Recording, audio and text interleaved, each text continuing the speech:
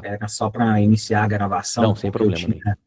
eu tinha me esquecido de gravar e minha mãe está em deslocamento, ela está saindo daqui e Ah, boa. indo para casa, e aí ela não vai conseguir participar, ela tinha comentado para rever depois. Pode seguir, desculpa. Que bom, porque ela vai fazer parte desse estudo aí, vou citar aqui ela. Então, ó, depois do caminho de poucos vem os falsos profetas e por último vem a parábola ilustrativa. Então, beleza. Vamos começar então pela questão dos julgamentos. Deixa eu só então passar aqui. Eu vou ficar alternando entre a ver vocês, né, e o slide aqui. Então, beleza, vamos ler então essa primeira parte, Mateus capítulo 7, versículos 1 a 6. Não julgueis para que não sejais julgados, porque com o juízo com que vocês julgares, sereis julgados, e com a medida com que tiverdes medido, vos tornarão a medir. E por que reparas tu no argueiro que está no olho do teu irmão, e não vês a trave que está no teu olho? Ou como dirás a teu irmão, deixa-me tirar o argueiro do teu olho, e eis uma trave no teu olho? Hipócrita, tira primeiro a trave do teu olho, então verás claramente para tirar o argueiro do olho do teu irmão. Não deis aos cães as coisas santas, nem deiteis aos porcos as vossas pérolas, para que não aconteça que as pisem com os pés e, voltando-se, vos despedacem. Então, muito bem. Então, aqui, Jesus está tratando da questão dos julgamentos. Mas, vamos lá, o que é julgar? Porque Jesus falou, olha, não julgue, mas tem uma passagem lá em João, que ele fala que nós devemos julgar com reta justiça, né? Então, o que é esse julgar aí, né? Então, o julgar aqui trata, na verdade, de criticar, tá? De um juízo injusto, tá? De uma crítica injusta, né? Literalmente significa separar, distinguir, discriminar, mas nesse versículo ele está falando de uma crítica injusta, de uma censura prejudicial. Então Jesus ele está recomendando aqui você não exerça esse tipo de atitude, que você não tenha esse tipo de atitude, de julgar, de colocar no lugar do seu irmão, sem que você saiba exatamente o que está se passando, sem que você tenha passado por situação semelhante. Por quê? Você vai exercer um juízo que não é correto, que não é justo, que não vai ser parcial, tá? Então, eu coloco isso aqui, por exemplo, vai lá, duas pessoas discutiram.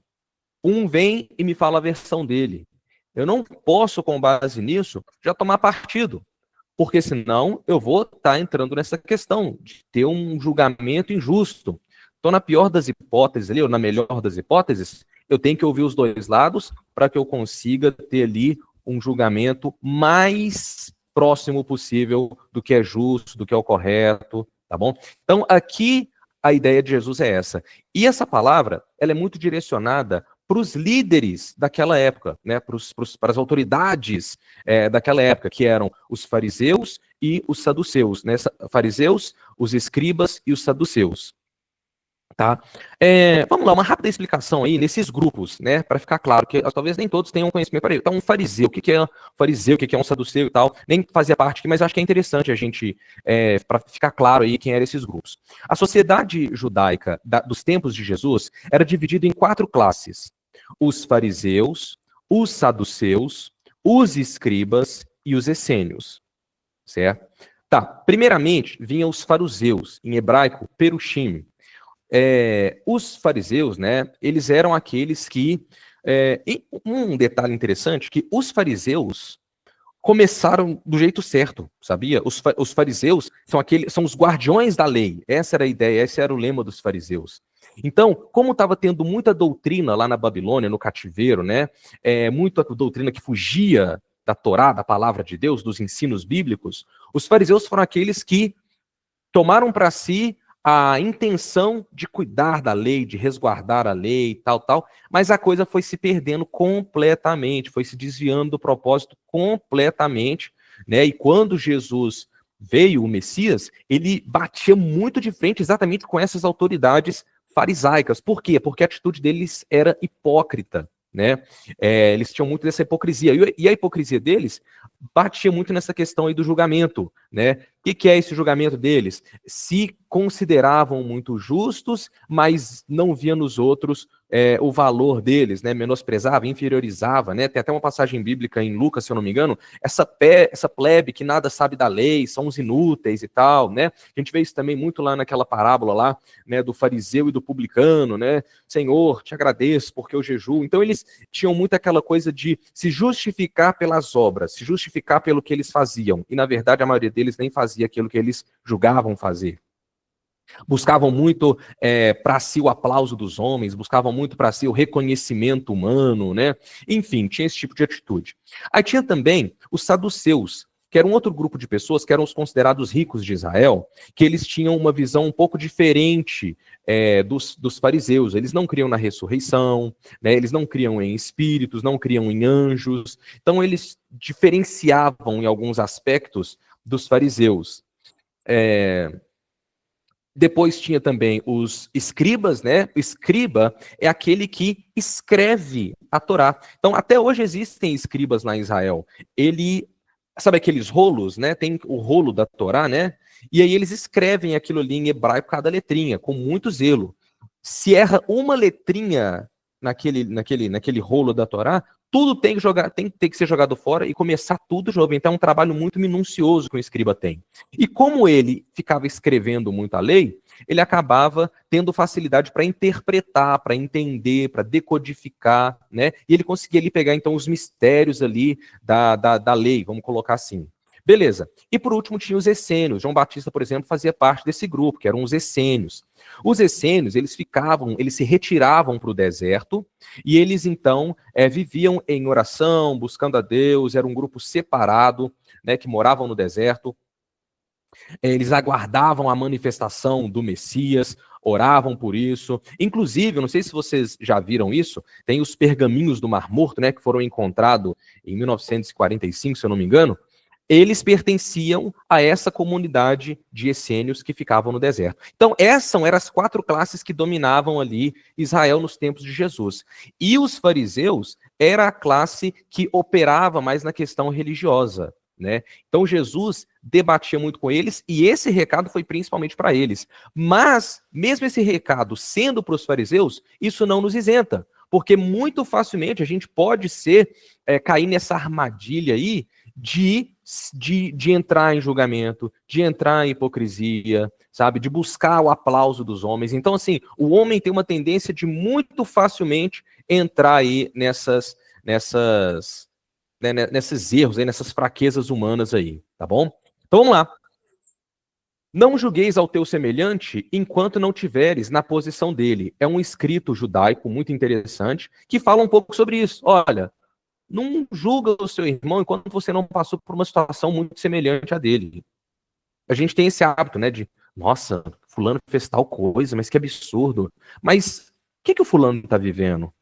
Quais são os traumas que o fulano já passou? O que o fulano tem na história dele? O quanto o fulano já, sabe, já abriu mão, já se segurou, sabe? Então, tem muito dessa coisa. Jesus trata dessa questão de, olha, não julga, porque quem está vivendo a situação é a pessoa. Então, tirar essa ideia julgadora. Essas palavras de Jesus não aludem a toda a forma de julgamento. Igual eu falei, ela tem Mateus capítulo 7, no versículo 20, que fala assim, ó, nem todo que me diz, portanto, pelos seus frutos o conhecereis. Ou seja, você vai ter que julgar, você vai ter que avaliar, né, para ver os frutos. Nós vamos falar sobre isso hoje, né? Tem também João 7, 24, essa questão aí de julgar com reta justiça. João 7, 24 diz assim, não julgueis segundo a aparência, mas julgai segundo a reta justiça. Então, nós temos que julgar, nós temos sim que ter esse espírito de discernimento, de separar, de discriminar, de distinguir, certo? Isso aí está aprovado. Jesus, sim, pede que façamos isso, né? Mas não que a gente julgue se colocando no lugar do outro e inferiorizando o outro, tá bom? Legal. 1 Coríntios 5,12 fala, Paulo, eu devo agora julgar tudo aí em relação a vocês? Então ele tinha que julgar, mas tinha questões que não cabia ele julgar. Então fala que sim, há situações que nós devemos sim julgar no sentido de discernir, e não no sentido de tacar pedra no irmão e criticar ali de forma injusta a decisão dele ou as coisas que ele faz, tá bom? Logo depois, Jesus vem trazendo a ideia da questão da trave e do cisco, né? Eu coloquei um desenho aqui para ilustrar, né? Então, antes de você querer tocar no cisco do olho do seu irmão, verifica se não tem uma trave no seu, né? Porque essa atitude de querer corrigir na vida dos outros um pontinho, aí você tem que, antes de querer olhar esse pontinho na vida do próximo, você tem que analisar a sua. Será que a minha vida tá tão boa assim, a ponto de eu querer tocar no cisco do olho do meu irmão? Então, Jesus aqui está incentivando uma autoavaliação em vez de avaliar, sabe, a vida do outro, o comportamento do outro, o caminho do outro. Então, Jesus aqui, ele instrui a gente a nos policiarmos primeiro, em vez de policiar o irmão. Porque, caso contrário, isso pode tornar uma hipocrisia, né? E essa era a atitude dos fariseus, uma atitude hipócrita. Estava com a vida toda errada, mas estava ali apontando cada detalhezinho da vida do próximo, da religião do próximo, da maneira de adorar, da maneira de servir, da maneira de se entregar para o próximo, né? Então, Jesus totalmente condena isso. É interessante que a palavra hipócrita, no grego, né, hipócrates, a palavra, literalmente, essa palavra significa, é uma máscara.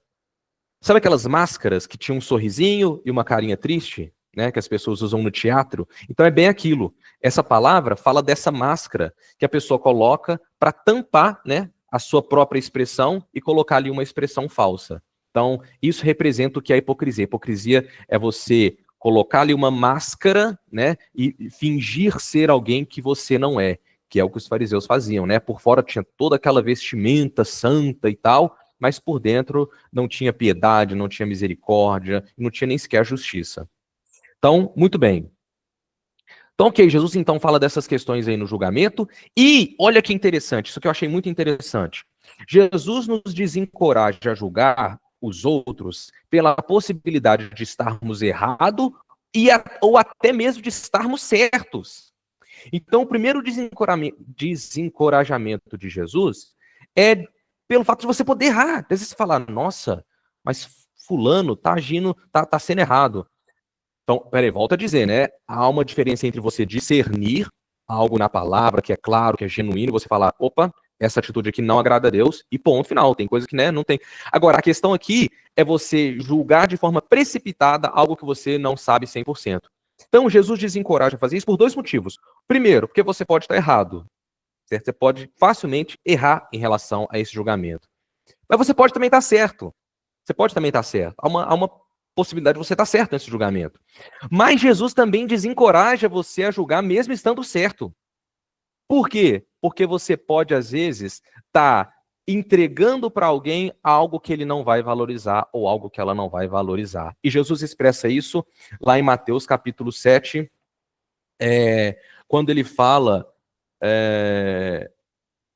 Não deis aos cães as coisas santas, nem deiteis aos porcos as vossas pérolas, para que não as pisem e voltando vos despedacem. Então, o contexto aqui dessa passagem, a gente usa muito esse versículo isolado, né, para pregar, para ensinar muitas coisas, mas na verdade o contexto aqui é julgamento. Jesus está falando aqui de julgamento. Então, às vezes você tem até um bom conselho para dar, um bom julgamento para fazer da situação da pessoa, um bom caminho para entregar para a pessoa, mas você vai estar dando pérolas aos porcos. Você vai estar dando ali carne santa para os cães. Essa pessoa vai reagir com você de forma agressiva, não vai entender a sua intenção, sua boa intenção, não vai entender nem o conselho que você está dando, e você então vai estar entregando uma coisa muito linda, uma coisa preciosa para uma pessoa que não vai dar valor.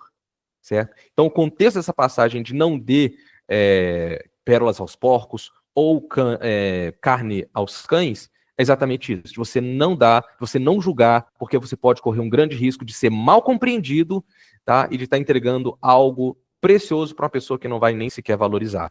Então, Jesus, ele realmente encoraja, nos desencoraja a julgar, a dar o nosso ponto de vista de forma veemente em relação à situação dos outros. E aqui, Jesus compara, então, porque cães e porcos aqui, Jesus está falando de pessoas. Então, Jesus, às vezes a gente, Jesus, né, é puro amor, é pura bondade. Não, calma lá. Essa situação aqui nessa parte, Jesus está falando, Jesus comparou pessoas a porcos. Olha, há pessoas que são realmente imundas espiritualmente, sabe? Porque aqui é pessoas, né? Tá falando de pessoas. E há pessoas que são como os cães do Oriente Médio dos tempos de Jesus, selvagens, agressivas. Então, a pérola parece muito com uma ervilha. Então, às vezes você vai dar ali uma pérola, se você vai mastigar, vai nem reconhecer o valor genuíno. Assim é muitas vezes na nossa vida. A gente dá um conselho precioso para alguém, a pessoa não consegue ver valor naquilo. Né? A gente tem lá um conhecimento, uma clareza acerca de uma situação que a gente talvez já passou, já viveu, fala, olha, não é por esse caminho. A pessoa não dá o devido valor. A mesma coisa acontece com os cães, pessoas agressivas, ferozes, que você dá lá uma carne santa, a carne santa aqui, que fala na Bíblia, era a carne que era sacrificada lá no templo. Então é como se fosse um sacerdote que está lá com a carne santa ali, né, que sacrificou o animal e entrega aquela carne para os cães. Jesus fala, não faça isso, porque essa pessoa não vai dar o valor devido para o seu julgamento, para o seu discernimento, para a sua boa intenção de querer ajudar essa pessoa. Então, às vezes, não convém dar pérolas aos porcos, tá bom? Essa aí é a interpretação, é a ideia que Jesus vem trazer desse texto aí em relação aos julgamentos. Muito bem. Seguindo adiante aí, a diligência e confiança na oração. Isso aqui é extremamente interessante. Pedi e dar-se-vos-á, buscai e encontrareis, batei e abre-se-vos-á. Porque aquele que pede, recebe, e o que busca, encontra, e ao que bate, abre-se-lhe-á. E qual dentre vós é o homem que, pedindo-lhe pão, o seu filho, lhe dará uma pedra, e pedindo-lhe peixe, lhe dará uma serpente? Se vós, pois, sendo maus, sabeis dar boas coisas aos vossos filhos, quanto mais vosso Pai que está nos céus dará bens aos que lhe pedirem. Então aqui agora Jesus muda um pouquinho o contexto do sermão e se volta para a oração. É interessante que Jesus 2 vezes enfatiza a oração no Sermão da Montanha, né?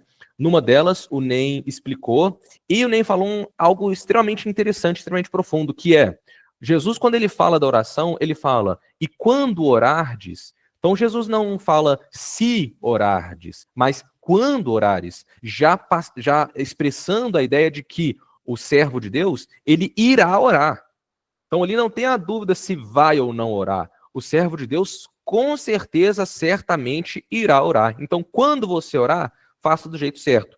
E aí o Nen trouxe, então, o esclarecimento acerca da questão de você orar em secreto, né, tal, essa coisa toda, foi muito bem explicado. E agora, Jesus reafirma isso aí, né, falando sobre a diligência e a confiança na oração. Então, falando do zelo, né, e da confiança na oração. A verdadeira oração requer confiança no Pai Celestial e em seu interesse. Gente, Deus se interessa pelas suas causas, né? Porque às vezes a gente tem a impressão que Deus é tão grande, mas tão poderoso, que ele está lá num trono, e ele está realmente poderoso, e a terra é muito pequena para ele. E realmente é.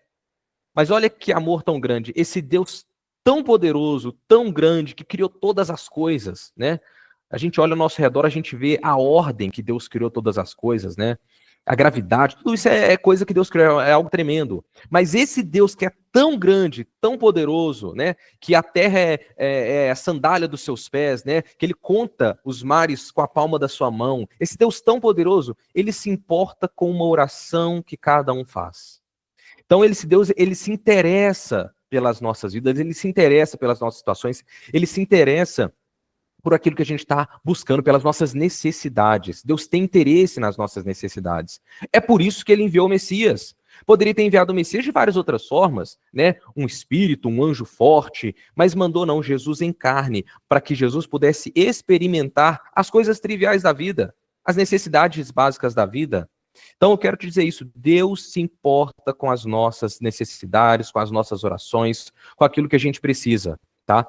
E quando a gente ora, certamente a gente vai receber, caso a gente peça da maneira certa. Eu vou falar daqui a pouquinho os 2 impedimentos da oração. Mas vamos lá. Jesus ressalta então o esforço em face à oração em 3 níveis. Então é interessante que Deus coloca aqui 3 níveis diferentes, distintos para a oração. Primeiro é o pedir.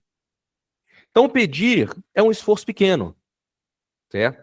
Pede ali aquilo que você está necessitado. Depois Jesus vai para um nível acima do pedir, que aí já é o buscar. Quem pede, né, está pedindo algo que precisa. Agora, quem busca, está buscando algo que se perdeu ou algo que não se encontra. Já é um nível mais elevado de oração. Agora, o último nível da oração é o bater. É o ápice do esforço na oração. É o ápice da busca espiritual. É quando a porta está trancada, quando a impossibilidade é grande, quando as possibilidades são muito baixas, e aí você passa do pedir, passa do buscar e já começa a bater. Aí já é um campo da impossibilidade, é um campo que a causa está perdida e você está ali clamando, mesmo com a porta trancada, você está batendo. Então é um nível de persistência e insistência na oração que Deus não consegue rejeitar. Certo? Que Deus não consegue dizer não. A verdade é essa, tá?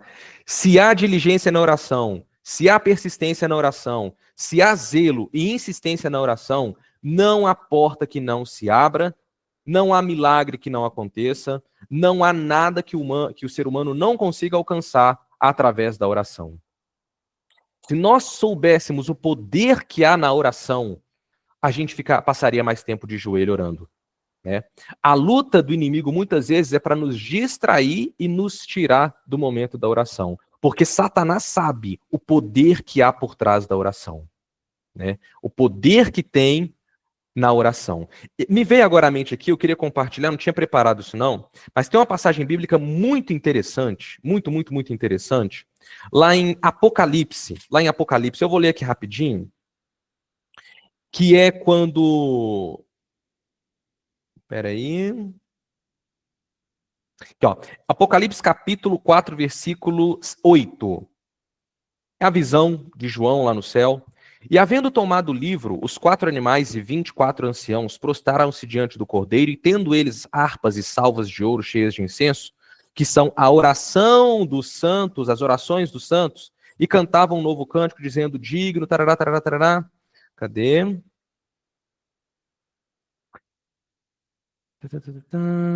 Tá. E eu sei que essa oração, esse vaso com as orações dos santos, ele foi aberto e fez esse silêncio no céu por meia hora. A Bíblia é clara em declarar tempo. E a gente sabe que no céu é a eternidade, então o tempo não é contado. Essa questão do tempo é aqui na terra. Mas quando se tocou na oração dos santos, que era representado por aquele incenso que estava no céu, o céu parou. E a Bíblia fala que houve trovões e houve... Então, assim, mostrou o impacto da oração no céu. Mostra o impacto que a oração tem no céu. Eu não achei que exatamente esse versículo, que eu não tinha, na verdade, preparado ele, não. Eu achei esse aqui, mas não era bem esse aqui, não. Mas, enfim, então vai falar disso aí, do impacto, do poder que a oração tem no céu. Gente, a sua oração tem muito poder. Tá? Tem muito poder. Vamos lá. Seguindo então, por causa do tempo, aquele que mostra tal diligência receberá aquilo que deseja. Então, aquela pessoa que começa no nível de pedir, que vai no nível de buscar e que sobe ao ápice da oração no nível de bater, certamente essa pessoa vai receber aquilo que almeja. E quem garante isso, o penhor disso, quem garante isso é o próprio Deus. Ele garante isso na palavra dele. Tá bom? Ele garante isso na palavra dele. Muito bem. Aí eu coloquei em vermelho aí, que eu achei muito interessante. Deus paga salário para aquele que ora. Né? Nós sabemos que há pessoas na Terra que são intercessores natos. Né? Minha tia Dilane é uma dessas pessoas. Né? Uma intercessora nata. E para motivar, encorajar ainda mais essas pessoas intercessoras, as pessoas que têm o ministério da intercessão. Claro que a intercessão é aberto a todos nós temos o dever de orar e de interceder, mas há pessoas que têm uma predisposição maior, sim, para orar, consegue ficar lá horas e horas orando. Minha esposa também é uma intercessora, né? Tem prazer na oração. Eu oro todo santo dia, mas eu não tenho essa mesma predisposição, eu tenho uma predisposição maior para estudar. Então tem pessoas que têm essa sede maior de oração. E para essas pessoas, eu tenho certeza que tem mais pessoas aqui, mais irmãos aqui, que têm esse chamado, eu quero dizer para vocês, Deus paga salário para quem ora, tá? Porque intercessão, a terra, se não houver intercessão, se não houver oração, meu irmão, a terra para. A oração é o que sustenta a terra, é o que sustenta a igreja, é o que sustenta os servos de Deus, é o que sustenta homens de Deus, mulheres de Deus, ministérios. É a oração. Sabe? A oração é o altar de incenso do tabernáculo que constantemente subia aquele aroma, né, que era aprazível, que era bom, subia as narinas de Deus. Isso é a oração, é a adoração. E Deus paga salário para quem ora. A base disso é Mateus capítulo 6, versículo 6, né, que quando você orar, entra no seu quarto, e ora ao teu pai, que ele que vem em secreto te recompensará. Aquela palavra lá grega para recompensará fala de salário mesmo, não fala de galardão, de tal, fala de salário. Então, claro, metaforicamente, a gente pode entender sim que Deus prospera, Deus abençoa, Deus provê, sabe? Deus dá recursos para aquele que tem uma vida frequente e constante de oração. E eu tenho certeza que minha tia Dilane, por exemplo, né, que é quem eu conheço mais próximo, tem testemunhos de provisão em meio à oração, assim como a minha esposa tem também, e eu sei que outros irmãos que estão aqui, né, nessa live, então, também tem testemunhos de provisão em meio à oração, tá bom? Então, muito bem. Mas tem dois impedimentos aí para a oração. Tem duas coisas que impede a oração de chegar a Deus ou impede que Deus responda a oração, tá? Não, Leandro, que isso? Deus ouve a nossa oração, que quer? Não. Tem oração que Deus realmente não ouve e se ouve, ele não responde. A primeira oração que Deus ouve, mas não responde, ou que talvez nem ouve, é daquele irmão que não perdoa, né? Se você não perdoa o seu próximo, não tem como você pedir perdão a Deus e Deus te perdoar. Então ali vai dar uma dificultada aí para que Deus te responda, tá bom? Segundo impedimento aí para a oração é quando a pessoa ora, mas ela ora em desacordo com a vontade de Deus. E Tiago vai falar sobre isso, né? Orais e não recebeis, porque vocês oram mal, vocês pedem para o seu próprio interesse. Então, meu irmão, você tem que ver se a sua oração, uma oração, ela não é respondida quando ela não está em concordância com a vontade de Deus. Tá? Eu falo isso algumas vezes que eu ministrei, eu falei que quando você for pedir, o seu pedido ele tem que bater com o reino do céu, ele tem que, de alguma forma, beneficiar o reino do céu. Senhor, eu quero um carro novo. Tá, mas quer um carro novo para quê? Para ostentar, para se exibir, ou para você levar um irmão que não tem carro para a igreja? Certo? Senhor, eu quero uma casa nova. Tá, você quer uma casa nova, mas qual que é o intuito, qual que é a intenção, qual que é o porquê por trás disso aí? É para ostentar, para mostrar, para fazer um culto na sua casa, para trazer os jovens e fazer aquele, sabe? Então, em que a bênção que você está pedindo vai beneficiar o reino? Então, a sua oração, ela tem que estar em concordância com a vontade de Deus e com aquilo que Deus quer. Tá bom? Isso é muito importante. Então, e a última, que é muito importante também, principalmente para nós homens aí, ó. Lá em 1 Pedro fala que se você não lida, não convive, não coabita, né, a palavra usada lá, se você não coabita com a sua esposa de forma decente, de forma agradável a Deus, a sua oração fica impedida. Então, o relacionamento do homem com a esposa é extremamente importante e a oração, né, tá lá em 1 Pedro, se você não conviver bem com a sua esposa, as suas orações ficam retidas e isso aí é muito sério, tá? Então, nós homens temos que cuidar muito e não fala da mulher em relação ao homem não, tá? É do homem em relação à mulher, tá bom? Podia puxar a sardinha pro meu lado aqui, né, Neném? Falar que não, mas é os homens. Então, vamos lá. Agora, olha que interessante, gente. Jesus fala assim, olha, Deus não dá...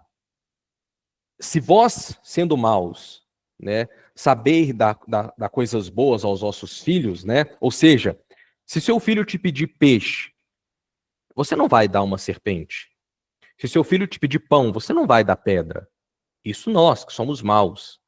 Quem dirá Deus? Sabe o que Jesus está falando? Aqui Jesus está falando o seguinte, olha, quando me pede algo, eu não dou algo parecido.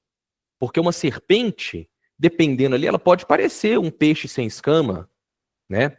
as pedras do deserto, né? Quando eu tive lá, eu via, tem pedra lá que é do formato mesmo de um pão, muito parecido. Então, quando você ora a Deus, Deus nunca vai te entregar algo parecido com o que você quer, mas ele vai te entregar aquilo que você realmente está pedindo. Ele vai te entregar a bênção genuína que você espera receber, e não algo que parece ser uma bênção. Deus vai te entregar a bênção mesmo. Esse é o ensino por trás dessas palavras aí de Jesus. Muito bem. Avançando aí, deixa eu ver como é que está o tempo aqui, tem mais alguns minutos aí. A regra geral da conduta humana. Gente, esse verso aqui é tremendo, né? Porque tudo quanto vós quereis que os homens os façam, fazei-lhe também vós, porque esta é a lei e os profetas. Tá. Aqui Jesus está falando da regra geral de como o homem deve proceder, certo? Então, tinha um ditado nos tempos de Jesus, que foi citado por um rabino muito conhecido dos tempos de Jesus, do século I, chamado Rabino Hillel, né? Ele tinha até uma escola judaica, e tinha Shammai e Hillel. Hillel era um deles, uma das mais famosas. Ele diz o seguinte: o que te for odioso, não faça ao seu próximo. Essa é a Torá inteira e tudo mais é interpretação. Então você quer cumprir você quer cumprir, né, as ordenanças divinas, não faça ao teu irmão o que é odioso. Se é odioso para você, não faça ao teu irmão. Porém, isso é uma atitude passiva que você vai ter em relação ao seu irmão, de deixar de fazer, de não fazer algo que desagrada a ele. Jesus vem e eleva, é isso que Jesus faz em todo o Sermão do Monte. Jesus eleva o nível de interpretação da lei. Jesus traz uma compreensão muito mais profunda. E aí, ele tira o homem da situação passiva de não faça ao teu irmão aquilo que você não quer que faça para você, e ele coloca ali numa situação ativa de, olha, não é só não fazer, não. É ao contrário, é faça para o seu irmão aquilo que você queria que ele te fizesse. Então não é apenas não faça o que você não queria que fizesse com você. Não, não. É faça aquilo que você queria que fizessem com você. Então o que você queria? Então vamos lá, vamos colocar isso em prática agora. Você tem um vizinho aí do lado aí da sua casa. O que você queria que ele fizesse para você? Você tem um chefe. Você coloca no lugar do seu chefe. O que você queria que o seu chefe fizesse, que você como chefe queria que seu funcionário fizesse com você? Você que é patrão, o que você queria que o seu como funcionário queria que fizesse com ele? Então você aí começa a se colocar no lugar do outro e aí buscar fazer para o próximo aquilo que você queria que ele fizesse por você. Aí você não espera que seu irmão faça, você mesmo vai e faz com a pessoa. Então é o que Jesus faz, ele eleva o ensinamento aqui e traz esse código de conduta sensacional e perfeito, né? Muito bem, avançando aí, por causa do tempo, eu acho que a gente vai parar por aqui, no caminho e na porta. Vamos lá, o caminho dos poucos. Entrai pela porta estreita, porque larga é a porta e espaçoso o caminho que conduz à perdição, e muitos são os que entram por ela. E porque estreita é a porta e apertado o caminho que leva à vida, e poucos há que a encontrem. Olha que interessante, então, esse contraste, né? Eu até sublinhei ali, ó.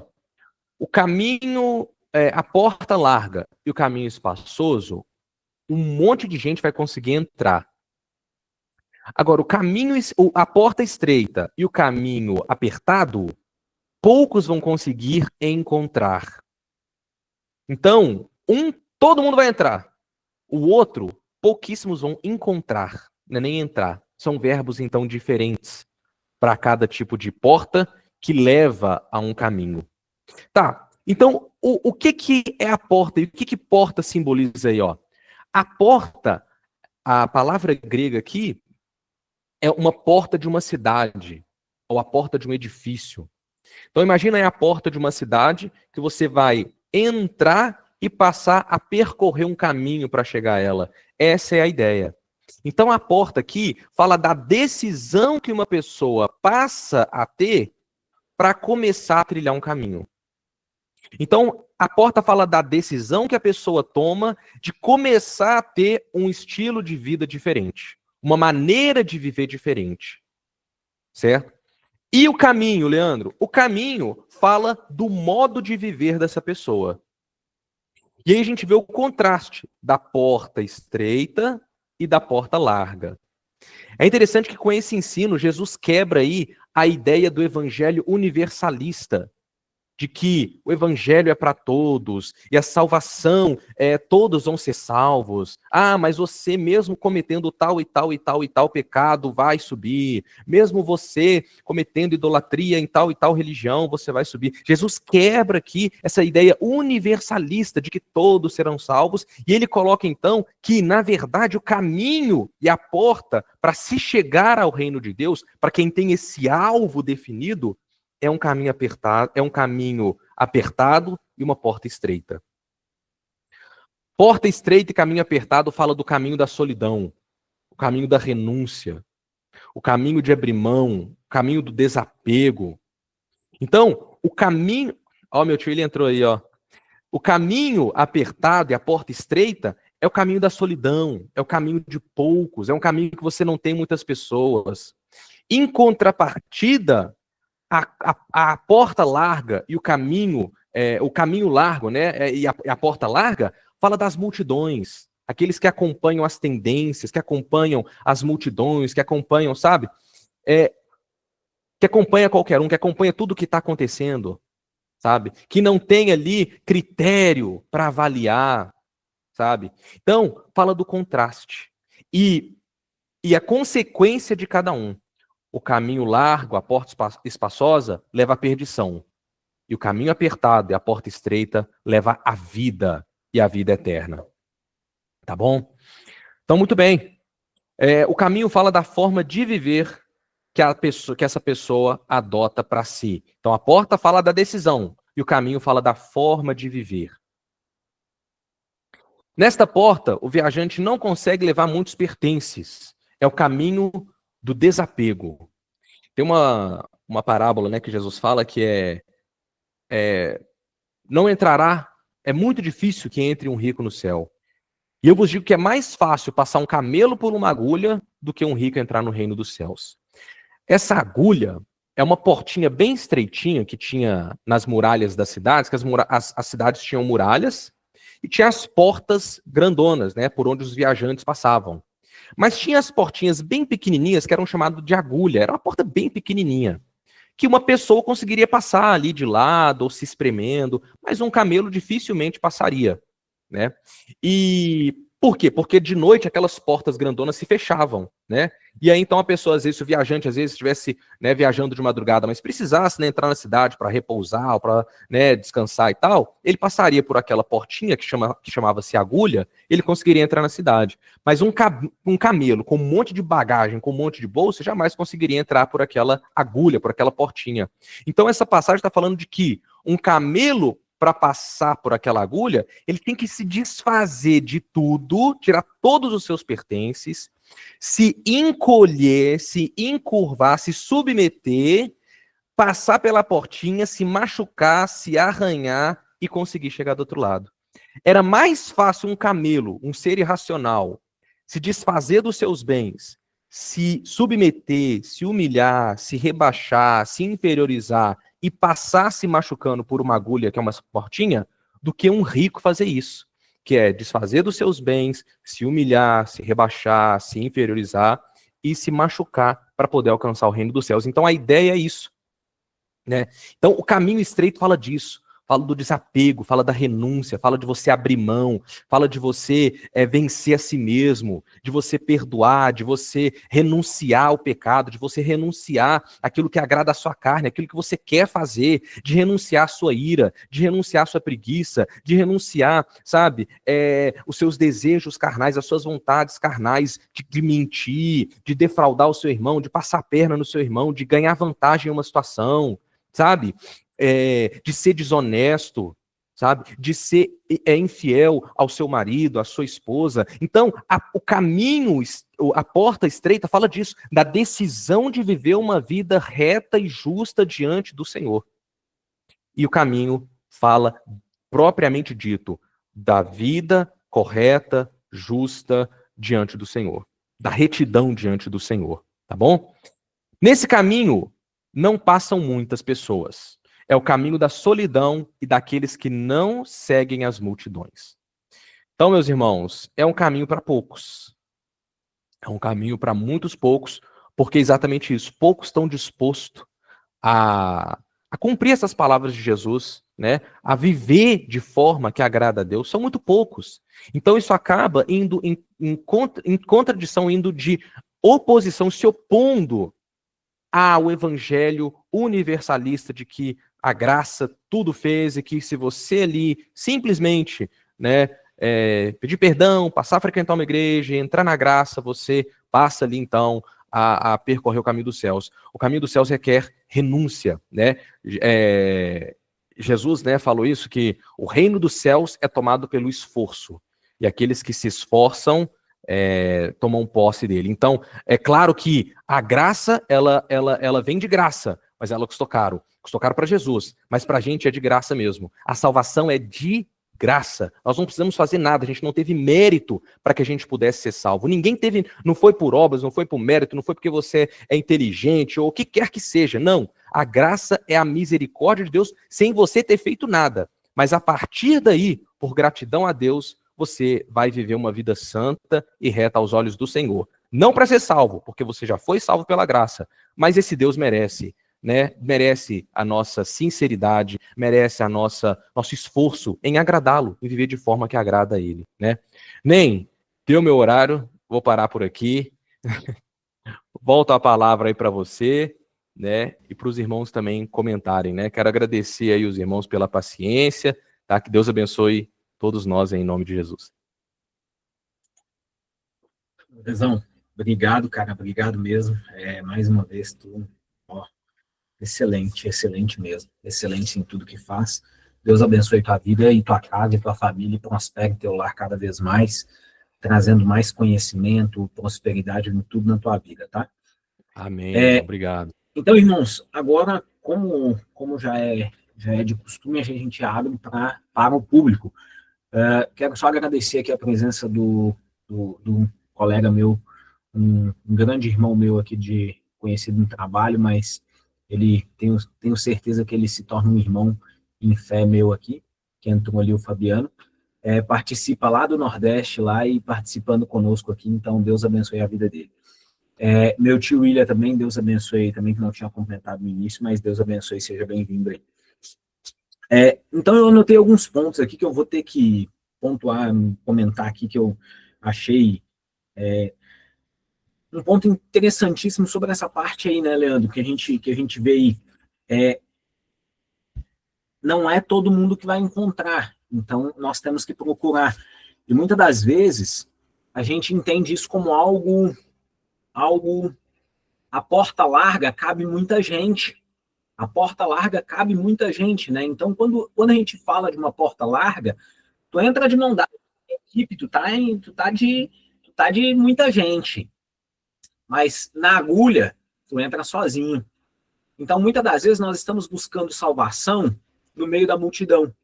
Muitas das vezes nós estamos buscando, mas aqui está dizendo que, são poucos os que a encontram. Então, por mais que nós muitas das vezes estamos no meio da multidão, nós temos que estar peneirando, temos que estar como um detetive. Não, peraí, isso aqui não, hein? Isso aqui não. E aí vem isso que nós estamos fazendo hoje, né? Vem a importância disso que nós estamos fazendo hoje. Como é que eu vou encontrar algo que eu não tenho parâmetro para saber onde está? Que eu não tenho base para saber o que é certo e o que é errado. Por quê? Eu tô tão deslumbrado com as trends de momento, com os vídeos que essa pessoa tem autoridade para estar falando, mas muitas das vezes não tem. Por quê? A porta ela é estreita e não é todo mundo que a encontra. Então você tem que procurar, você tem que direcionar. Peraí, não, eu tenho que procurar. Não é pela voz de onde atrai muitos, atrai multidões, Não, no íntimo do meu secreto. Por quê? Porque eu entro nela sozinho. Por mais que eu fui atraído pela multidão, eu fui atraído por toda aquela multidão, mas eu tô ali, eu tenho que procurar, porque a porta é estreita e eu entro nela sozinho. E não, aí aqui fala assim, né? São poucos os que a encontram. Então, são poucos que a encontram, significa que ela está escondida. Peraí, não tá aonde tem multidão, onde a multidão tá, tudo bem. Pode ser que tá ali perto, mas geralmente não vai ser ali. Por quê? Porque são poucos os que a encontram. Se são poucos, peraí, eu tenho que procurar. E geralmente não vai ser onde a multidão tá indo, porque é o efeito cardume, o efeito manada, né? E a Bíblia já relata muito bem aqui que são poucos os que a encontram. Mas agora vamos abrir aí para todos os demais aí, Lesão. Não sei se podem falar, só para quem não, para quem é a primeira vez que participa aí conosco aí, Fabiano. É, aqui nós, até às 19h50, 19, a gente vai estar ministrando e aprendendo sobre algum contexto da Bíblia. E às 19h50 nós abrimos o áudio para nós interagirmos, falarmos sobre o que nós vimos até então. E aí nós estamos na série O Sermão da Montanha aí, tá? Dois irmãos, rapaz do Senhor Jesus. Fico feliz pelo convite do Manuel, do Emanuel. A gente se conhece há alguns anos, trabalho, né? E agora eu vou tentar participar todos os sábados com vocês, né? Se Deus quiser. Amém. Amém, Fabiano. Amém. Deus abençoe a tua vida.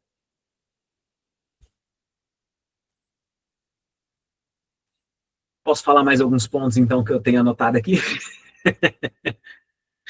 Uma parte que tu falou que eu achei assim, ó, Leandro, isso é assim, ó, muitas das vezes nós, como casal, nós oramos, mas aí parece que Deus não está escutando, mas aí a gente esquece dessa parte que está escrito lá em 1 Pedro, né? Você está em paz com a tua esposa, você está bem com a tua esposa, se você não está, interrompe a tua conexão. É basicamente isso. Interrompe, cessa a tua conexão, por quê? Tu é uma só carne, um só espírito, vocês têm que estar em concordância, vocês têm que estar bem nessa terra, vocês têm que estar em paz, né? Tem que estar em paz. Então, só um comentário rapidinho sobre isso aí. E as esposas também, vendo que o marido é uma pelinha, é uma canseira, né? Vai ter aquele bom senso de pensar, não, peraí, né? Deixa eu aqui tentar me aproximar, porque se ele morrer sem perdão do jeito que ele tá, esse camarada não vai pro céu. Então deixa eu dar uma forcinha pra. É verdade. Né? É As verdade. esposas também podem, né? Também, tipo. É verdade. Mais ou menos o que aconteceu comigo, né? Ó, meu tio aí.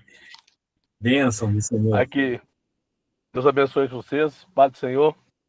Nós estamos tendo uma noite de caldo aqui na nossa igreja. Eu estou dentro do carro entrando na live porque falei com você mais cedo, né, Nen? Mas, gente, uma coisa muito importante aí. Por mais que a índole da gente já venha de berço de sermos uma pessoa correta, uma pessoa honesta, nada justifica sem Deus. Nada justifica se não tivermos o Espírito Santo, nada nos justifica se não tivermos ali a presença do Senhor em nossas vidas. Como vocês sabem, eu, graças a Deus, eu sempre fui um cara muito correto com minhas coisas, nunca gostei das coisas erradas. E Deus sempre me abençoou muito nisso, mas me faltava algo.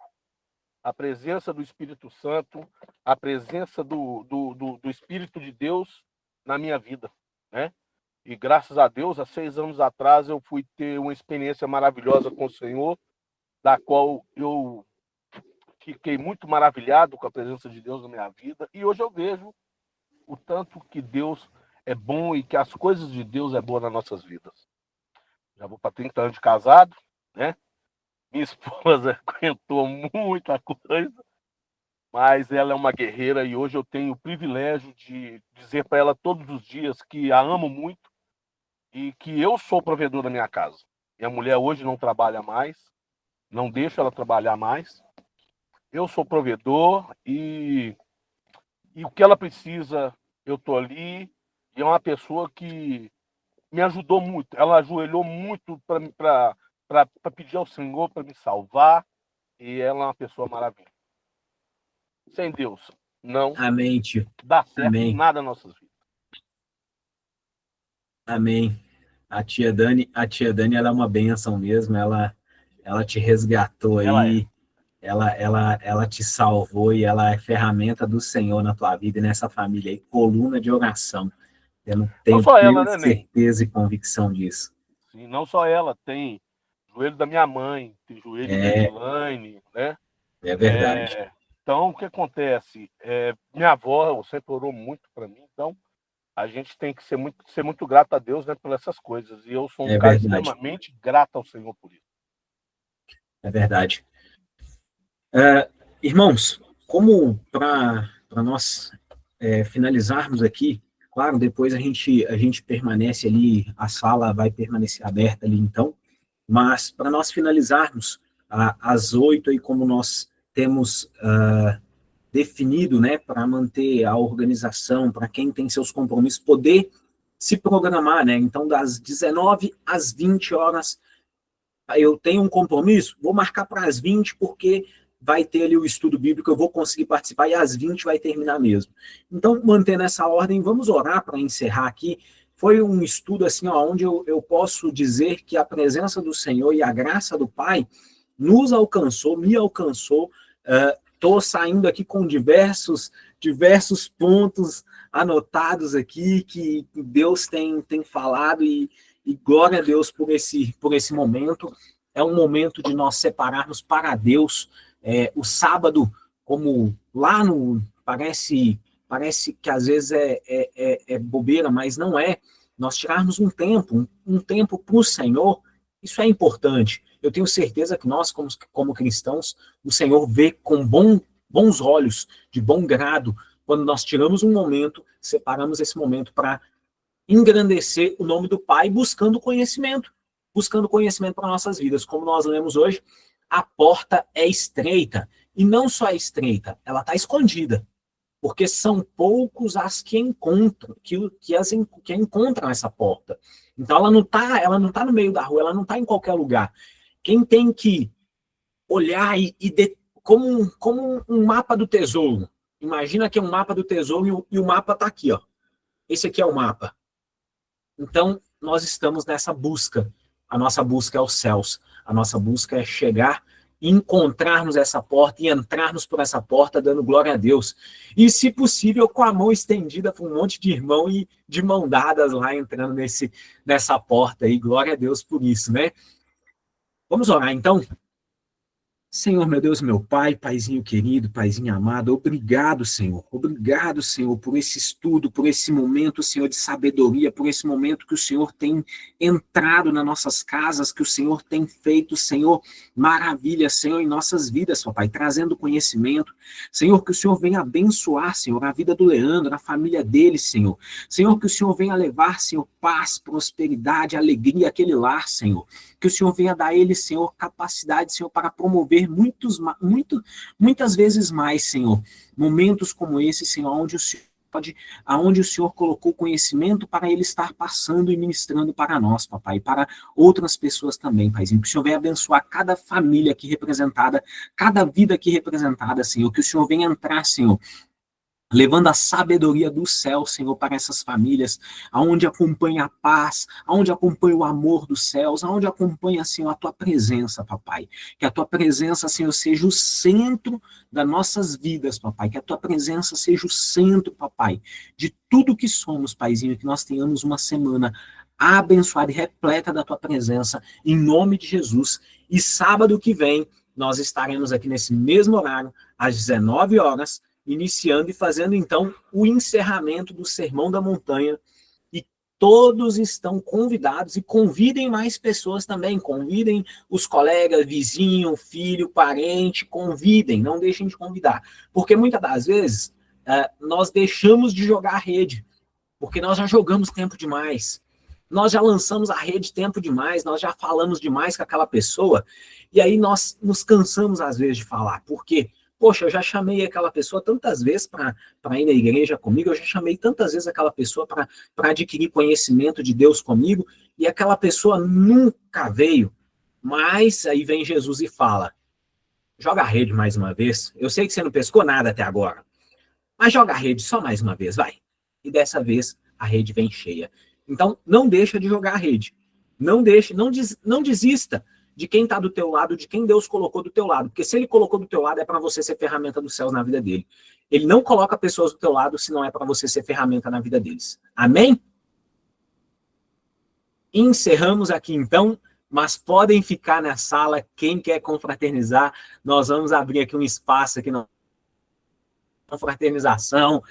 Tem aqui pessoas aqui que é de muita estima minha, muito amor no coração. Então, quem sentir no coração e quer participar e ficar aí, é muito bem-vindo também, tá? Fabiano, que privilégio, cara, você entrar aí, não esperava, tá? Muito obrigado aí pela tua presença aí, cara. Eu agradeço pelo convite. Vamos participar sempre agora. Glória a Deus pela tua vida. Glória a Deus. Vamos lá, então. Agora vamos falar. Agora vamos falar de algumas coisas. Agora falando da oração aqui que eu anotei aqui, cara, a oração. Pedir, buscar e bater. 3 pontos, né, cara? 3 níveis, né? 3 níveis que às vezes nós desistimos no primeiro. E aí vem o nível de importância muitas das vezes na nossa vida, né? A gente acha que uma coisa é importante. Mas quanto nós estamos orando para essa coisa, né? Porque temos 3 níveis aqui o que nós vimos hoje. Pedir. Poxa, eu estou orando para Deus isso. Mas aí muitas das vezes nós oramos aí 1 dia, 2 dias, 3 dias e já desanimamos, né? Falamos, mas Deus não está me respondendo. Mas aí tem a segunda etapa, o buscar, né? Não, mas peraí. Deus não está me respondendo, mas eu vou buscar essa resposta. Eu vou continuar. Eu não vou só orar, eu vou jejuar também. Eu vou jejuar segunda até às 18. Não é pouco? Tá bom, então terça eu vou jejuar o dia inteiro. Ah, mas eu vou chegar lá. Não deu certo? Não, agora eu vou começar a bater. Eu vou jejuar o dia inteiro, se for preciso. Mas eu vou ter o que eu preciso. Foi forte, viu? Isso foi forte. Forte mesmo. E aí a garantia é certa, você vai receber, não tem, né? Ah, talvez, dependendo. Não. Se você chegar a esse nível de busca, a resposta é certa, né? Um outro ponto também que eu tinha anotado aqui é do camelo. Eu não sabia disso, não. O camelo, então, quando Jesus fala naquela metáfora, não era uma metáfora, era uma realidade. Era, de certa forma, uma realidade, isso. Eu entendia como uma metáfora porque eu conheço a agulha de costura, né? Mas ali não é a agulha de costura, é a agulha de porta, né? Que ele estava falando, então. Porque quando é mais fácil um camelo passar no buraco de uma agulha, para mim, era impossível um camelo passar no buraco de uma agulha. Mas olhando para esse contexto de porta, já não é impossível. Não é impossível. Improvável. É improvável. É porque, na verdade, é o seguinte: o cavalo ele consegue andar sobre o cotovelo. O camelo não. Por isso que quando quando a Bíblia fala que é mais fácil um camelo passar por buraco da agulha, e o Leandro aí pontuou certinho. Eram as portas que eram muito estreitas. Os cavalos conseguiam passar, mas o camelo não. Porque o camelo, além dele ser muito alto, ele não consegue andar sobre o joelho. O cavalo já consegue. Por isso, isso sempre mexeu muito comigo. Mas se a Bíblia fala que é mais fácil um camelo passar num buraco com uma agulha do que um rico entrar no céu, então tá todo mundo condenado. Mas é porque a gente, às vezes, tem a mania de ler a Bíblia e não ler o contexto. E quando a gente pega o contexto, né, Leandro? Exato. Mas até esse ponto, ele está até fora da nossa... É que assim, não é só... Ele está fora do nosso campo até de estudo, né? Muitas das vezes, né? Porque quando a gente pesquisa, por exemplo, quando fala, poxa, um camelo, é mais fácil um camelo passar no buraco de uma agulha do que um rico entrar no céu. Na minha mente não tem outra busca. Não existe outra agulha. Agulha. Agulha é agulha, e ponto, né? E aí a gente fecha para aquilo dali. Só que nesse contexto, cara, no passado, a gente, no estudo passado, nós comentamos sobre isso, né? E é fortíssimo isso, cara, porque eu realmente não tinha noção que tinha uma porta agulha. Era uma porta agulha. Então é possível. É possível. É que nem você falou, é fantástico, é improvável, né? É improvável, mas... falando na semana passada. Não é impossível. A questão não é o dinheiro, mas é a maneira como a pessoa vê Aonde o dinheiro. Aonde seu No coração está, né? Exatamente. Porque, na verdade, a gente coloca assim, o dinheiro porque é a única coisa assim, que às vezes pode desviar o sentimento da gente. Mas, na verdade, não é só o dinheiro. Aonde ali estiver seu coração, você está em pecado. Está em pecado. Mas fato é, ok, então beleza. Então não é o dinheiro, mas é o coração e tal, né? Porque senão pode tornar um deus, um mamon. Mas convenhamos que uma vez que a pessoa tem muito dinheiro, é difícil. Acontece, mas é difícil uma pessoa, estatisticamente falando, são poucas as pessoas que se mantêm íntegro, humilde, simples, né? Honesto, mesmo tendo uma quantidade muito, muito, muito grande de dinheiro, né? E não é o Leandro nem o Emanuel que está falando, né? É a palavra do Senhor que está falando isso, né? Nós somos aqui meros leitores. É interessante isso aí, porque a gente fala de muito dinheiro, e realmente, muito dinheiro, né, Leandro? Falar aí 2 milhões, 3 milhões para cima. Exatamente. Mas, há pouco tempo, eu e a minha esposa, nós tivemos uma indenização pela Samarco, que nós pegamos 95 mil e eu peguei 65. E por incrível que pareça, foi nessa transição eu estar voltando para o Evangelho, né? Voltando para Deus. E, cara, que louco. Deus, eu sempre fui um cara muito centrado nessa parte de buscar a Deus por bens materiais. Nunca busquei. Isso aí é um pensamento meu, tá, gente? A Bíblia fala, buscai de mim enquanto é tempo. Então a gente tem que buscar o Senhor. E lógico, se você vê que você precisa ali de uma bênção material ali, você vê que está com uma certa dificuldade, cara, é válido. Você tem que buscar Deus mesmo e a direção é Ele. Nós temos que colocar tudo da nossa vida na direção de Deus mesmo. Só que eu tenho um pensamento, sim, eu nunca pedi bênção material para Deus. Eu sempre, você sabe, né, Leandro? Eu sempre corri atrás e, graças a Deus, sempre fui muito bem sucedido nessa parte. Então, eu oro muito a Deus, às vezes, para me tirar, às vezes, certos... igual eu tenho uma mania muito grande, gente, que só Jesus comigo mesmo. Eu tenho um problema seríssimo. Eu consigo controlar a minha raiva. Mas quando eu pego uma carreta para trabalhar, a primeira fechada, eu não estou falando, mas vem na minha cabeça logo um palavrão. Então, estou pedindo muito a Deus, Senhor, não, cuidado com o meu coração. Porque se está vindo no meu pensamento, está partindo do meu coração. Porque a gente na hora ali pensa para falar, o coração está cheio. Ô tio, mas aí eu tenho a linha de pensamento, eu vou ter que entrar, porque assim, o que acontece? Eu vejo o pensamento. Maravilhoso, dois. Ele é bom. Eu vejo o pensamento da seguinte forma. O pensamento é tudo pode, mas nem tudo me convém no meu pensamento. Porque eu não posso impedir um pensamento de vir na minha cabeça. Porque o pensamento, ele vem. Eu não consigo blindar a minha mente a ponto de impedir um pensamento. Sim. Eu posso fortalecer a minha mente a ponto de não absorver aquele pensamento. Porque eu não posso impedir, da mesma forma que eu não posso impedir um passarinho de passar sobre a minha cabeça, eu não posso impedir um pensamento. Mas eu posso impedir que um passarinho faça ninho em cima da minha cabeça, porque ela está aqui, eu posso impedir isso. Eu não posso impedir que ele passe. Da mesma forma que eu posso impedir que um pensamento vire um ninho na minha cabeça. Então, assim, o pensamento em si, ô tio, se for assim, eu já tô perdido, porque assim, ó, na minha cabeça é cada pensamento, assim, às vezes que eu olho e falo, tá repreendido em nome de Jesus, você não pode não, você tá doido, que isso? Eu perco até a conta de quantos está repreendido que eu falo. Tira esses pensamentos da minha cabeça, pai, tá repreendido. Então, assim, e nesse momento em diante, cara, não significa que esse pensamento nunca mais vai voltar, mas toda vez que ele voltar, ele vai ter a mesma resposta, tá repreendido em nome de Jesus, sai daí. Mas Por você sabe quê? qual é o problema, Ney? É porque, às vezes, eu concordo aqui. Você está corretíssimo, é isso mesmo. Pensamento muito bacana, é isso mesmo.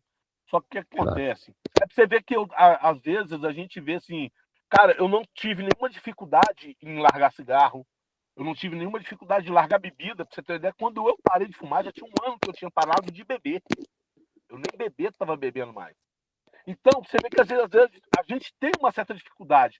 E o meu, infelizmente, é o palavrão. Então, por isso que às vezes